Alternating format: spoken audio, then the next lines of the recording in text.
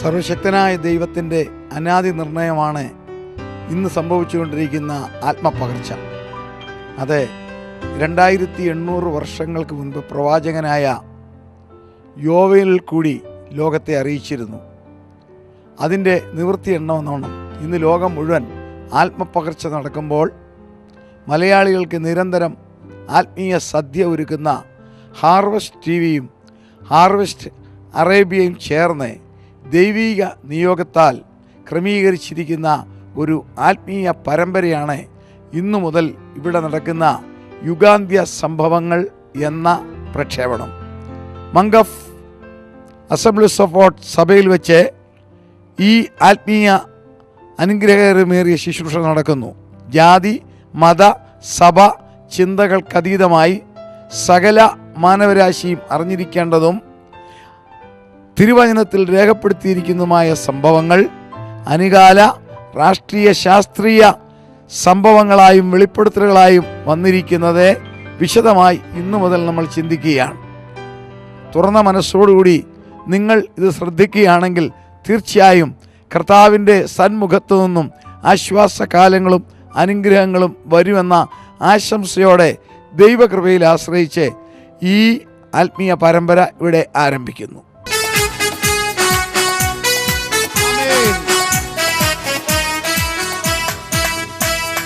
യേശു നല്ലവൻ, അവൻ വല്ലഭൻ, അവൻ ദയയോ എന്നുമുള്ളത്. യേശു നല്ലവൻ, അവൻ വല്ലഭൻ, അവൻ ദയയോ എന്നുമുള്ളത്. പെരുവെള്ളത്തിൽ ഈറച്ചിൽ പോലെ സ്തുതിച്ചിടുക അവന്റെ നാമം. പെരുവെള്ളത്തിൽ ഈറച്ചിൽ പോലെ സ്തുതിച്ചിടുക അവന്റെ നാമം. Hallelujah hallelujah hallelujah hallelujah. മഹത്വവും ജ്ഞാനവും സ്തോത്രവും ബഹുമാനം ശക്തിയും ബലവും എന്റെ യേശുവിന്. മഹത്വവും ജ്ഞാനവും സ്തോത്രവും ബഹുമാനം ശക്തിയും ബലവും എന്റെ യേശുവിന്. ഇന്ന് ലോകത്തിൽ ജീവിക്കുന്ന 700 കോടി ജനങ്ങളെയും പ്രത്യക്ഷമായും പരോക്ഷമായും ബാധിക്കുവാൻ പോകുന്ന വലിയ ചില കാര്യങ്ങളെക്കുറിച്ച് ചിന്തിക്കുവാനായിട്ടാണ് നാം കടന്നു വന്നിരിക്കുന്നത്. പ്രാർത്ഥനയോടുകൂടി ഇരിക്കുക. കർത്താവ് നമ്മളെ സഹായിക്കട്ടെ. ഇന്ന് രാത്രിയിലത്തെ ചിന്തയ്ക്കായി എഫേസ്യ ലേഖനം 5-ാം അധ്യായം 15-ഉം 16-ഉം വാക്യങ്ങളിലേക്ക് നിങ്ങളുടെ ശ്രദ്ധയെ ഞാൻ തിരിക്കുന്നു. എഫേസ്യ ലേഖനം 5-ാം അധ്യായം 15-ഉം 16-ഉം വാക്യങ്ങൾ വായിച്ചു.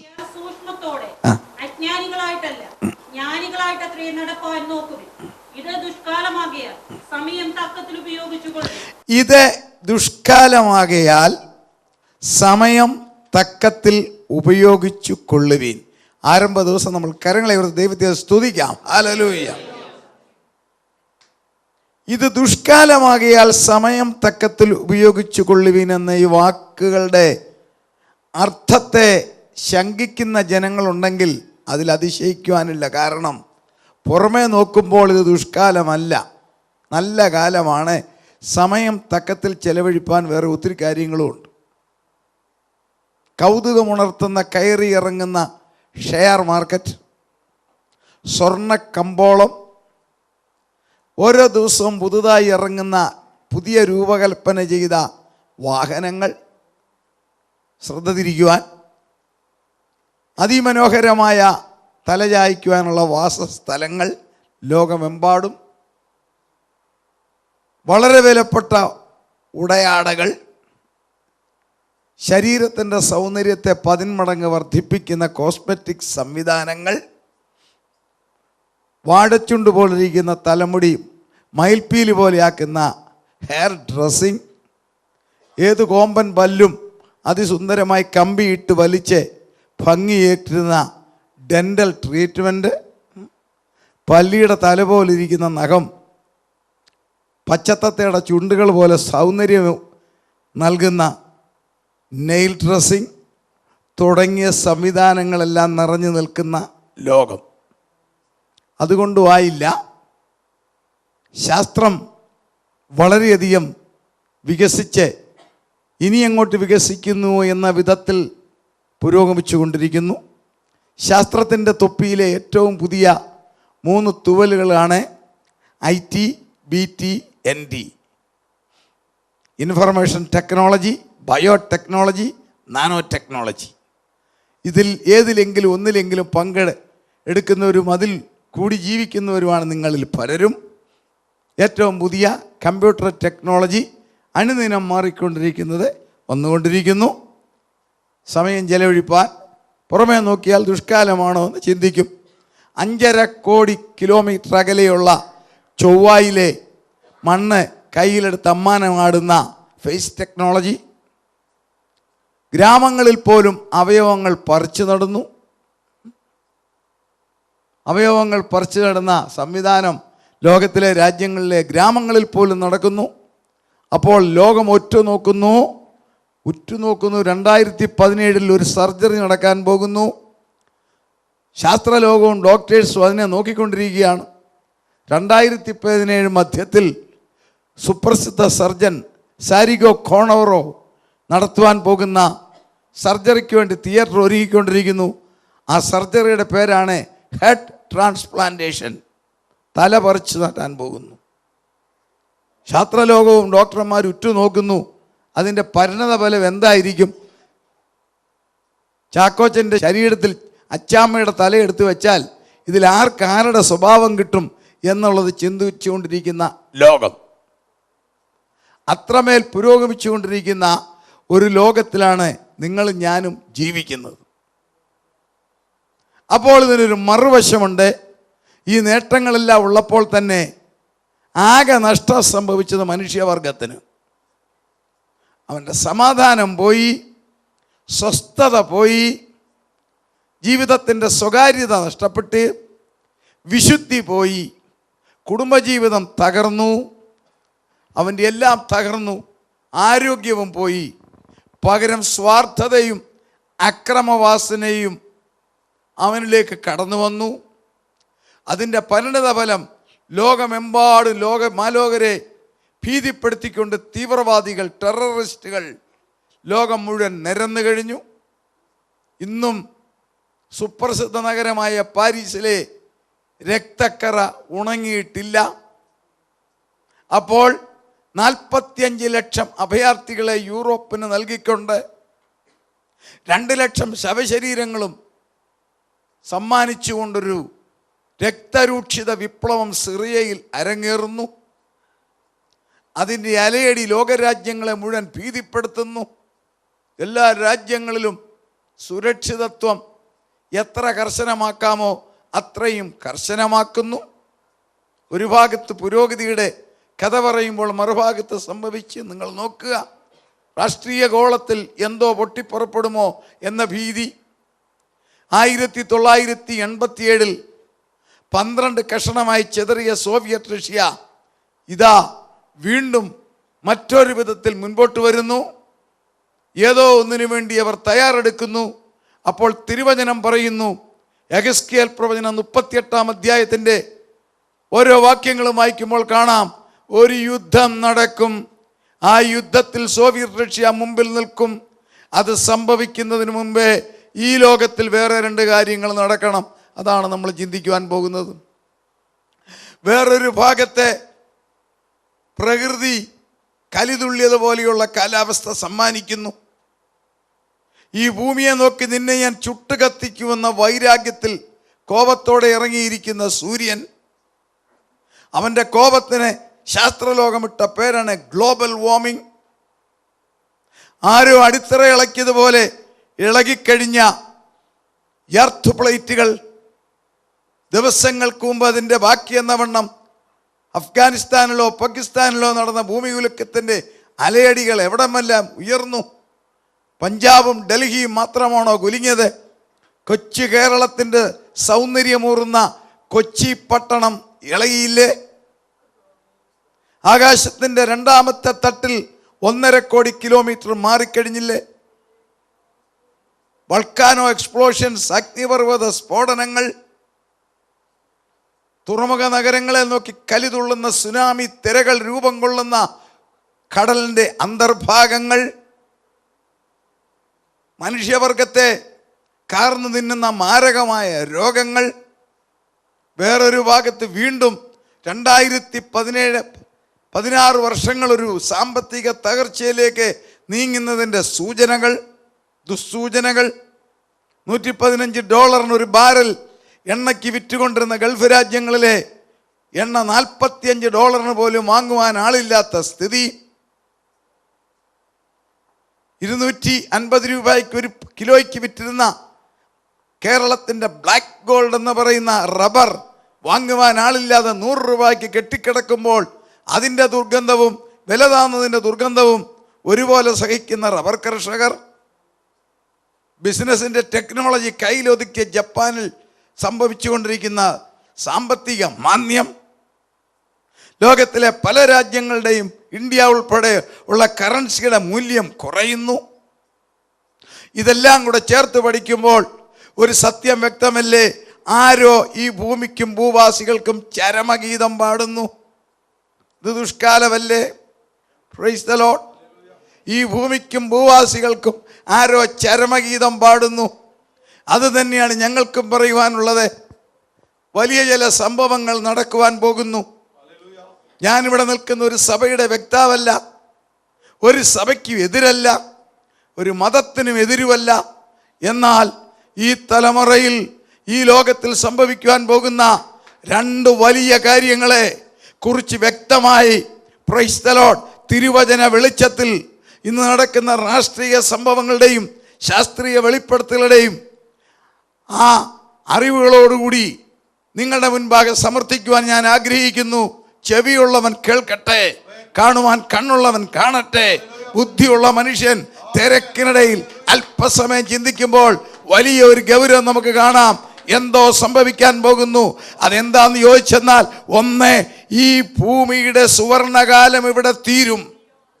അഥവാ ദൈവമക്കളുടെ തേജസ്സാകുന്ന സ്വാതന്ത്ര്യം ഒരു വിഭാഗം മനുഷ്യർക്ക് ലഭിക്കുമ്പോൾ മറുവിഭാഗം ഒരു വലിയ മഹോപദ്രവത്തിലേക്ക് കുടുങ്ങും. സ്തോത്രം. ദൈവമക്കളുടെ തേജസ്സാകുന്ന സ്വാതന്ത്ര്യമാകുന്ന ആ മഹൽ സംഭവത്തിന്റെ തൊട്ടു മുമ്പിൽ നിൽക്കുന്നു. കാത്തിരിക്കുന്ന വിശുദ്ധന്മാരെ ചേർക്കുവാൻ വാഗ്ദത്തം ചെയ്തവനിതാ ഈ തലമുറയിൽ വരുവാൻ പോകുന്നു. അതിനുശേഷം ഈ ഭൂമി ഒരു ശവപ്പറമ്പ് പോലെ വേസ്റ്റ് ആകുമ്പോൾ അതിൻ്റെ ഭരണമെടുക്കുവാൻ ഇതാ ഒരുവൻ വന്നെത്തിയിരിക്കുന്നു. ഈ 2 സംഭവങ്ങളുടെ മുമ്പിൽ നിൽക്കുമ്പോൾ നമുക്കൊന്ന് ചിന്തിക്കാം, എന്താണ് സംഭവിക്കാൻ പോകുന്നത്? അല്പ പുറകിൽ നിന്ന് ചിന്തിക്കുമ്പോൾ കാര്യങ്ങൾ നമുക്ക് വ്യക്തമാകുമല്ലോ. ഇന്ന് 6000 വർഷങ്ങൾക്ക് മുൻപേ ഇറാഖിലെ ടൈഗ്രീസ് നദിയുടെ തീരത്തെ യഹോവയായ ദൈവം മനോഹരമായൊരു തോട്ടമുണ്ടാക്കി. ആ തോട്ടത്തിൻ്റെ പേര് ഏവർക്കും അറിയാം, ഏദൻ തോട്ടം. പലർക്കും ഒരു ചിന്തയുണ്ട്, ആദ്യത്തെ മനുഷ്യനെ സൃഷ്ടിച്ചത് ഏദനിലാണെന്ന്. അല്ല, ദൈവം ഏദന് പുറത്താണ് മനുഷ്യനെ സൃഷ്ടിച്ചത്. വായിക്കാം, ഉൽപ്പത്തി പുസ്തകം 2-ാം അധ്യായം 7-ാം വാക്യം. ഉൽപ്പത്തി 2:7. ദൈവം നിലത്തെ പൊടി കൊണ്ട് മനുഷ്യനെ നിർമ്മിച്ചിട്ട് അവന്റെ മൂക്കിൽ ജീവശ്വാസം ഊതി മനുഷ്യൻ ജീവനുള്ള ദേഹിയായി തീർന്നു. യഹോവയായ ദൈവം നിലത്തിലെ പൊടിയെടുത്ത് മനുഷ്യനെ സൃഷ്ടിച്ചിട്ട് അവന്റെ മൂക്കിൽ ജീവശ്വാസം എന്ന് പറഞ്ഞാൽ നമ്മൾ ചിന്തിക്കുന്ന ഓക്സിജൻ അല്ല, ദൈവത്തിന്റെ ശക്തി അങ്ങോട്ട് കൊടുത്തപ്പോൾ മനുഷ്യൻ ജീവനുള്ള ദേഹിയായി. അടുത്ത വാക്യം, മനുഷ്യൻ ജീവനുള്ള ദേഹിയായി തീർന്നു. അനന്തരം യഹോവയായ ദൈവം മനുഷ്യനെ സൃഷ്ടിച്ച ശേഷം യഹോവയായ ദൈവം കിഴക്കേദനിലൊരു തോട്ടമുണ്ടാക്കി. അത് തന്നെയാണ് സയൻസും പറയുന്നത്. ഇന്ന് ലോകത്തിൽ ജീവിച്ചിരിക്കുന്ന സകല ആളുകളും ഒറ്റ അമ്മച്ചിയുടെ മക്കളാണ്. ആ അമ്മച്ചി എത്യോപ്യക്കാരത്തിയാണ്. സ്തോത്രം. അതും ഒരു കട്ടിക്കറത്ത അമ്മച്ചിയുടെ മക്കൾ. ഈ എത്യോപ്യയുടെ വടക്ക് കിഴക്കാണ് ഇറാഖ്. അപ്പോൾ എത്യോപ്യയിൽ നിന്ന് സയൻസ് പറയുന്നു മനുഷ്യനെ നിലത്തിലെ പൊടി കൊണ്ടുണ്ടാക്കി ഏദൻ തോട്ടത്തിൽ കൊണ്ടാക്കി. ലോകത്തിൽ അപ്പോസ്തല പ്രവൃത്തി 17:26 പറയുന്നു. വായിച്ചാട്ടെ, അപ്പോസ്തല പ്രവൃത്തി 17:26. ഭൂതലത്തിൽ എങ്ങും ഇരിപ്പാൻ അവൻ യെസ്. ഒരുത്തിൽ നിന്ന് മനുഷ്യജാതിയൊക്കെയും ഉളവ. ശാസ്ത്രം പറയുന്നു ലോകത്തിലെ മുഴുവൻ മനുഷ്യവർഗവും ഒറ്റ അമ്മച്ചിയുടെ മക്കളാ. അവരത് തെളിയിച്ചു. കാരണം ബൈബിള് പറയുന്നു ഒരുവനിൽ നിന്നും, ആദാമിൽ നിന്നും സൃഷ്ടിക്കപ്പെട്ടു. എന്തുകൊണ്ട് അവർ പറയുന്ന അങ്ങനെ? ഒന്ന്, ലോകത്തിൽ ജീവിച്ചിരിക്കുന്ന മുഴുവൻ മനുഷ്യവർഗത്തിൻ്റെ DNA 99.991. രണ്ട്, വ്യത്യസ്ത കാലാവസ്ഥയുണ്ട് ഈ ഭൂമിയിൽ. അതിശൈത്യം അലാസ്കയിൽ, എപ്പോഴും ശൈത്യം മോസ്കോ, ലണ്ടൻ മുതലായ സ്ഥലങ്ങളിൽ, അത്യുഷ്ണം ഗൾഫ് മേഖല, ഇന്ത്യ മുതലായ രാജ്യങ്ങളിൽ.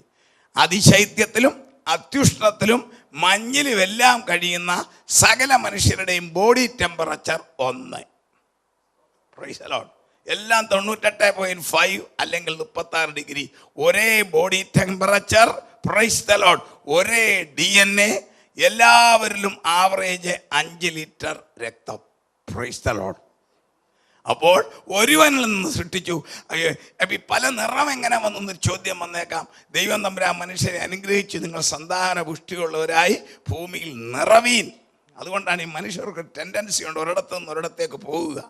അങ്ങനെ അവിടുന്ന് ഒരു കൂട്ടർ വടക്കോട്ട് പോയി പതിറ്റാണ്ടുകളല്ല നൂറ്റാണ്ടുകൾ സൂര്യനെ കാണാതെ, സൂര്യപ്രകാശം കിട്ടാതെ കട്ടിത്തണുപ്പിൽ ജീവിച്ചപ്പോൾ തൊലി വെളുത്തു, കണ്ണ് ജമ്പിച്ചു, തലമുടിയുടെ കളർ മാറി. അവരെ നമ്മൾ സായിപ്പെന്ന് വിളിക്കും. ഒരു കൂട്ടരങ്ങ് കിഴക്കേ അറ്റത്തോട്ട് പോയി പ്രഭാത സൂര്യൻ കിട്ടിയപ്പം പ്രത്യേക വൈറ്റമിൻ അടിച്ച് മഞ്ഞ നിറവുമായി മൂക്കൊക്കെ പരന്നു. ഒരു കൂട്ടർ നമ്മുടെ നാട്ടിലോട്ട് വന്നു. നമ്മുടെ പിതാക്കന്മാർ കറുപ്പോ അല്ല, വെളുപ്പോ അല്ല, ചുവപ്പോ അല്ല നമ്മൾ. ഒരു കൂട്ടർ ഇന്നും ആഫ്രിക്ക തന്നെ, അത് അന്നത്തെ അതേ കളർ, അതേ കട്ടി ഉള്ള കളർ ഇന്നും. Price the Lord. അങ്ങനെ ഒരു മനുഷ്യനിൽ നിന്നും ലോകത്തിലെ സകല ജനത്തെയും സൃഷ്ടിച്ചു. Price the Lord. ബൈബിള് പഠിപ്പിക്കുന്നു 6000 വർഷം മുമ്പ്, തിരുവചനത്തിലെ ചരിത്രം പഠിക്കുമ്പോൾ ആദത്തിനെ സൃഷ്ടിച്ചിട്ട് 6000 വർഷം. എന്നാൽ സയൻസ് പറയുന്നു അതിനു മുമ്പ് ഈ ഭൂമിയുണ്ട്. ഒരിക്കലും സയൻസും ബൈബിളും തമ്മിലൊരു കോൺഫ്ലിക്റ്റ് ഇല്ല. ബൈബിൾ ശാസ്ത്രഗ്രന്ഥമല്ല, പക്ഷെങ്കിൽ ശാസ്ത്രത്തെക്കാൾ അതീതമാണത്. ദൈവത്താൽ എഴുതപ്പെട്ടതാ, പരിശുദ്ധാത്മാവിനാൽ എഴുതിയതാ. ആദാമിനെ സൃഷ്ടിച്ചിട്ട് 6000 വർഷം. എന്നാൽ 35 ലക്ഷം വർഷം പഴക്കമുള്ള ഫോസിലുകൾ കണ്ടുപിടിച്ചിട്ടുണ്ട്. കെനിയോ, ആന്ത്രോപോസ്, പ്ലാറ്റിപ്പോസ്. 40 ലക്ഷം വർഷം പഴക്കമുള്ള ഫോസിലുണ്ട്, ലൂസിയ ഫോസിൽ. ലക്ഷത്തോളം വർഷം പഴക്കമുള്ള ചെടികളുടെ വേര് കണ്ടുകിട്ടി. Praise the lord. ലോമോട്ടിൽ ടാൻസാനിക്ക. ഇതെല്ലാം സത്യമായതൊന്നും മനുഷ്യൻ്റെ ഫോസിലും അല്ല. എന്നാൽ അതെന്താണെന്ന് നമുക്കൊന്ന് നോക്കാം. ഈ ഭൂമിക്ക് ബൈബിൾ പഠിക്കുമ്പോൾ കാണാം 7 സിസ്റ്റമുണ്ട്. സ്തോത്രം. ഭൂമിയുടെ ഉൽപ്പത്തിയെക്കുറിച്ച് 5 തിയറിയുണ്ട്. നിങ്ങൾക്കറിയാം, കുട്ടികൾ പഠിക്കുന്നതാ. 5ഉം ഒന്ന് തന്നെയാ, അല്പസ്വല്പം വ്യത്യാസം. Praise the lord. Nebular hypothesis theory, planetesimal theory, എക്സ്പ്രക്റ്റീവ് universal theory, Russian Russell theory, പരക്കെ എല്ലാവർക്കും അറിയാവുന്ന ബിഗ് ബാങ് തിയറി. ഇതാണ് ഭൂമിയുടെ ഉൽപ്പത്തിയെക്കുറിച്ചുള്ള സിദ്ധാന്തങ്ങൾ. Nebular hypothesis theory, planetesimal theory, എക്സ്പ്രക്റ്റീവ് universal theory, Russian Russell theory, big bang theory എല്ലാം ഒന്ന് തന്നെ. പരക്കെ അംഗീകരിക്കപ്പെട്ടതും തെളിയിക്കപ്പെട്ടതുമാണ് ബിഗ് ബാങ് തിയറി. എന്താണത്? 1300 കോടി വർഷം മുമ്പ് ഈ പ്രപഞ്ചമുണ്ടായി.